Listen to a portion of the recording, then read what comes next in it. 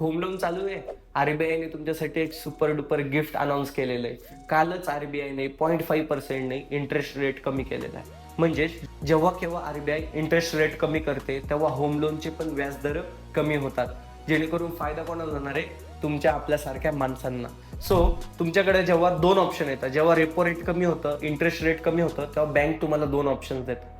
पहिला ऑप्शन, एक तर तुम्ही ईएमआय कमी करू शकता. सपोज 40,000चा तुमचा ईएमआय असेल, तो तुम्ही 38,000, 37,000 वॉट एव्हर जे काही फिगर असेल तुम्ही कमी करू शकता, म्हणजे पैशांची सेव्हिंग.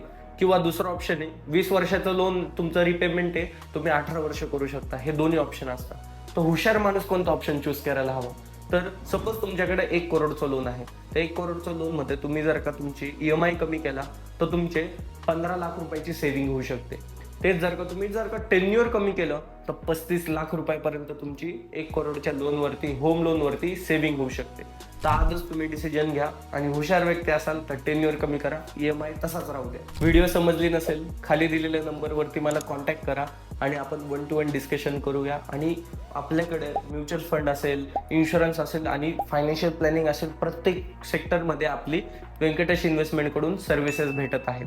त्यामुळं त्या सर्व्हिसेसचा तुम्ही आजच फायदा घ्या कमी पैशांमध्ये आणि आपली अपॉइंटमेंट बुक करा. थँक्यू.